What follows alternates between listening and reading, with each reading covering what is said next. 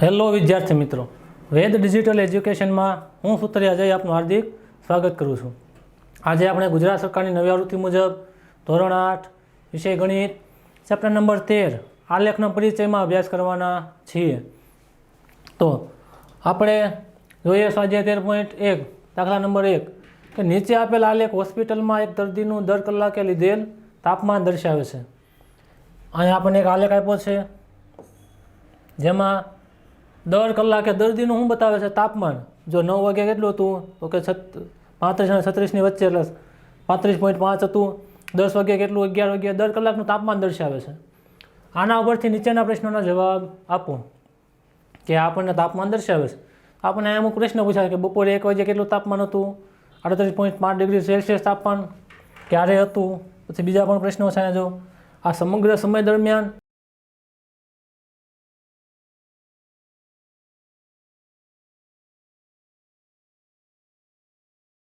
કયા ગાળામાં દર્દીનું તાપમાન વધી રહ્યાનું જણાતું। તો આ બધા પ્રશ્નોના જવાબ આપણે આપવાના છે। શેના પરથી? આલેખ પરથી। તો આપણે જોઈએ એના પહેલાં કે તમે પ્લે સ્ટોરમાં જશો એટલે તમને શાળા મિત્ર નામની એપ દેખાશે અને તમારે ડાઉનલોડ કરવાની છે। ડાઉનલોડ કરશો એટલે આવું પેજ બતાવશે, એમાં તમારે દરેક ધોરણ ઉપર ક્લિક કરવાનું છે। દરેક ધોરણ ઉપર ક્લિક કરશો એટલે તમને બધા જ ધોરણ જોવા મળશે। આપણે જે ધોરણમાં ભણતા હોઈએ ધોરણમાં પ્રવેશ કરવાનો। આપણે ધોરણ 8માં પ્રવેશ કરીએ। પ્રવેશ કરશો એટલે તમને આવું એક પેજ બતાવશે, પાઠ્યપુસ્તકો, નિબંધ, MCQs। તો તમારે પાઠ્યપુસ્તકો પર ક્લિક કરવાનું છે। પાઠ્યપુસ્તકો પર ક્લિક કરશો એટલે આવું પેજ ખુલશે કે આપણે જે ધોરણમાં ભણતા છીએ ધોરણના બધા જ વિષયો આપણને જોવા મળશે। તો આપણે જે વિડીયો જોવો હોય જે વિષયને એના ઉપર જોવો ઉપર ક્લિક કરવાનું છે। જોવો ઉપર ક્લિક કરશો એટલે બધા જ પાઠના તમને વિડીયો જોવા મળશે કે પહેલો પાઠ, બીજો પાઠ, ત્રીજો પાઠ। આપણે જે પાઠ જોવો એ પાઠ ઉપરના વિડીયો ઉપર ક્લિક કરવાનું, વિડીયો ઉપર ક્લિક કરવાનું।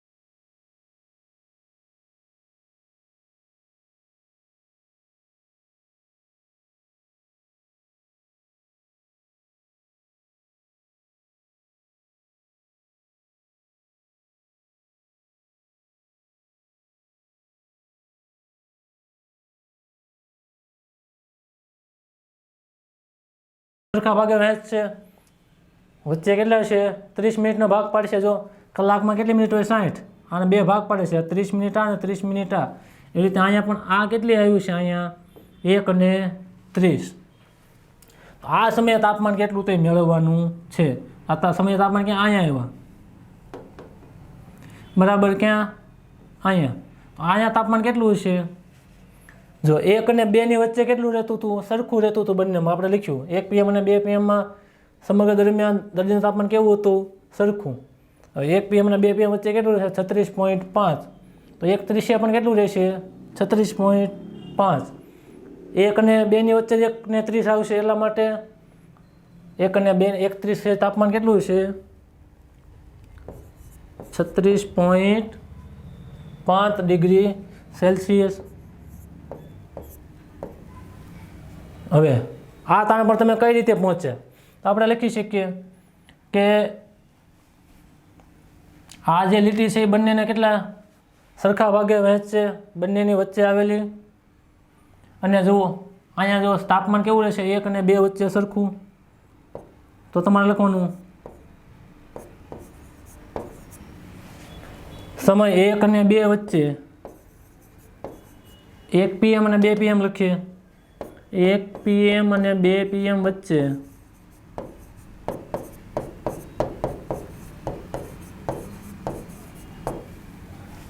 સરખું રહે છે.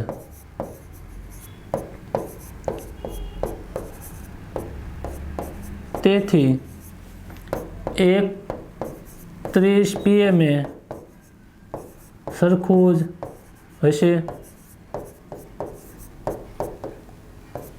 બરાબર. 1 અને 2 વચ્ચે સરખું રહે, 1:30 બંનેની વચ્ચે આવે, તો આપણું તારણ કહેવાય કે સમય 1 PM અને 2 PM વચ્ચે સરખું રહે છે, તેથી 1:30 PM સરખું જ હશે. અને આ વચ્ચેની લીટી છે બંનેને સરખા ભાગે વહેંચે છે, એ રીતે અહીંયા પણ બંનેને સરખા ભાગે વહેંચે છે, એટલા માટે ત્યાં કેવું છે, સરખું. સમયના કયા ગાળામાં દર્દીનું તાપમાન વધી રહ્યાનું જણાતું હતું. હવે કયા સમયમાં છે દર્દીનું તાપમાન વધે છે, જ્યાં ઘટતું નથી એ આપણે કહેવાનું છે.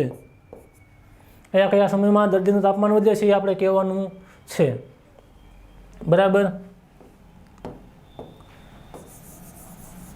હવે આપણે જોઈએ અહીંયા આલેખને આપણે સાફ કરી નાખ્યો, એટલે આપણે હવે બીજી વાર આપણે લખવામાં સરળતા રહે. બીજા પ્રશ્નમાં કયા ગાળામાં દર્દીનું તાપમાન વધી રહ્યાનું જણાય છે. જો આ એક તો વધે છે, અહીંયા વધે છે, અહીંયા કેવું થાય છે, ઘટે છે, વધતું નથી. અહીંયા પણ ઘટે છે, અહીંયા સરખું રહેશે, વધતું નથી. અહીંયા પાછું વધે છે. તો આ 1, 2 અને 3 વાર વધે છે, બાકીમાં એ 2 વાર ઘટે છે ને 1 વાર સરખું રહે છે. તો આ ટાઈમ કેટલો છે, 9 અને 10. તો આપણે લખી શકીએ 9 AM થી 10 AM. બીજું કયું વધે છે, જો 10 AM થી 11 AM, પછી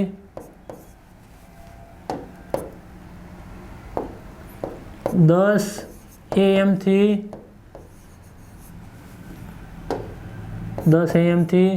11 AM. નજીક જગ્યાએ વધે છે, ક્યાં વધે છે, 2 PM થી 3 PM, 2 PM થી 3 PM. આ બધી જગ્યાએ કેવું થાય છે, તાપમાન વધે છે. આપણે કહી શકીએ કે આ સમયગાળા દરમિયાન દર્દીનું તાપમાન વધી રહ્યાનું જણાતું હતું. તો આપણા પહેલાંનો તો જવાબ થઈ ગયો, બરાબર, ABCDE.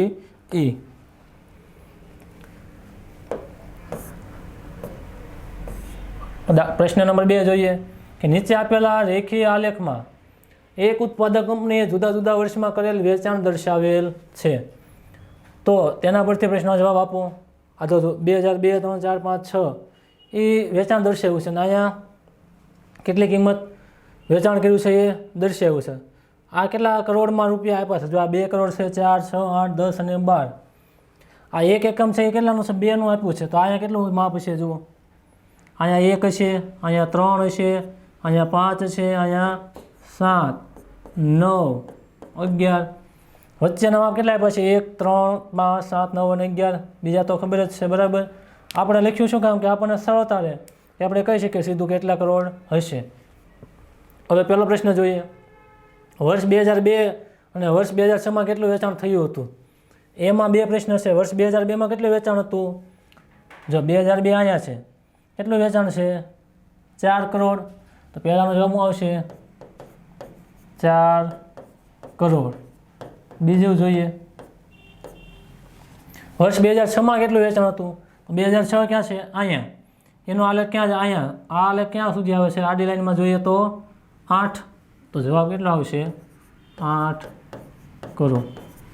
તમારે જે પૂછવું હોય એ ઊભી લાઈનમાં જોવાનું છે, જે આલેખ હોય એનું આડી લાઈનમાં જોઈ લો એટલે ખબર પડી જાય જવાબ. તો કેટલો આવશે? 8 કરોડ. હવે વર્ષ 2003 અને 2005માં કેટલું વેચાણ થયું હતું? 2003 ક્યાં છે? અહીંયા. એનું વેચાણ ક્યાં છે? અહીંયા. તો કેટલું આવ્યું? 7 કરોડ. 2003માં ક્યાં છે? અહીંયા. 6 અને 8ની વચ્ચે કેટલું હોય? 7. આ લીટી બંનેને સરખા ભાગે વેચે છે, વચ્ચેનો 2નો તફાવત છે એટલે 6, 7, 8 લાઈનમાં જ આવશે એટલે 7 કરોડ. 7 કરોડ. બીજું શું આપ્યું છે? વર્ષ 2005માં કેટલું વેચાણ થયું હતું? 2005 ક્યાં? અહીંયા. બે લાઈન તફાવત જોઈએ. અહીંયા. આ ક્યાં આવે છે? 10. તો કેટલું આવશે? 10 કરોડ. તો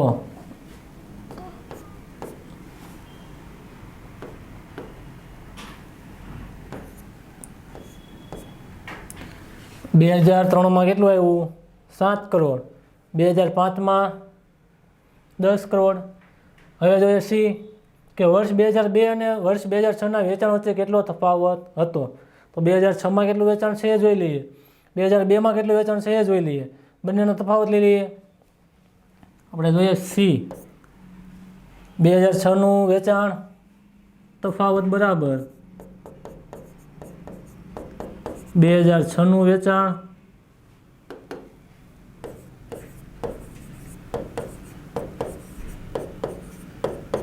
ઓછા 2000 કેટલાનું આપ્યું છે? 2નું.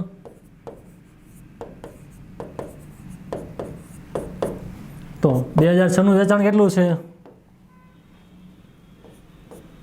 2006માં જોઈએ કેટલા આવ્યા? તો કે 8 કરોડ. ઓછા 2002નું વેચાણ જોઈ લઈએ. 2002 કે અહીંયા કેટલા છે? 4 કરોડ. 8 - 4 કેટલાનો તફાવત હતો? 2002 અને વર્ષ 2006ના વેચાણ વચ્ચે કેટલો તફાવત છે? 4 કરોડનો. 4 કરોડ. 2006માં 8 કરોડ હતું વેચાણ કર્યું અને 2002માં 4 કરોડ એટલે તફાવત કેટલો મળ્યો? 4 કરોડ. કયા વર્ષના વેચાણનો તફાવત તેના અગાઉના વર્ષની સરખામણીમાં મહત્તમ હતો? તો 2002માં કેટલું વેચાણ કર્યું? 2003માં કેટલું વેચાણ કર્યું? એ બંનેનો તફાવત મેળવીએ. 3માં 4માં તો ઘટે છે એટલે મહત્તમ તો થવાની કોઈ પ્રશ્ન જ નથી. તો 2002નો અને 3નો મેળવી લઈએ. 3નો 4નો મેળવવાની જરૂર નથી કારણ કે એમાં ઘટે છે. આપણને મહત્તમ પૂછવું છે એટલે જે વધતું હોય છે એ જ મેળવવાનું છે. પછી 4 અને 5નું મેળવી લઈએ. 5 અને 6માં તો ઘટે છે એટલે કાંઈ જરૂર છે નહીં. તો 2003 ઓછા 2002. 2003માં કેટલું છે? 7. 2002માં 4. તો 3 કરોડ જ મળ્યા બરાબર. બીજું કયું છે? જો અહીંયા વધે છે 2004 અને 2005નું. 2005 - 2004નું વેચાણ કરીએ. 2005માં કેટલું વેચાણ છે? 10. 2004માં 6. 10 કરોડ ઓછા 6 કરોડ કેટલું મળ્યું? 4 કરોડ. તો કયા વર્ષના વેચાણનો તફાવત તેના અગાઉના વર્ષની સરખામણીમાં મહત્તમ હતો? 2005માં કેટલો હતો? તો કે 4 કરોડનો મહત્તમ હતો. આપણે લખવું પડે કયા વર્ષમાં? 2005માં.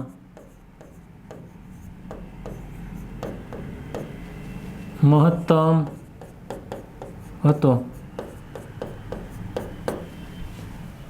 અગાઉના વર્ષની સરખામણીમાં 2004ની સરખામણીમાં 2005નો કેટલો હતો મહત્તમ? કેટલો? 4 કરોડ જેટલો વધારે હતો બરાબર. 10 અહીંયા 10 કરોડ હતું, અહીંયા 6 કરોડ. તો 2005માં કેવો હતો? મહત્તમ હતો. તો આપણે બીજા પ્રશ્નના આપણને 4 પૂછાતા ABCD, તો 4 એનો જવાબ મળી ગયો. આ રીતે આલેખ પરથી આપણે મેળવી શકીએ. હવે પછીના દાખલા છે આપણે આગળના વિડીયોમાં જોઈશું. થેન્ક યુ વિદ્યાર્થી મિત્રો.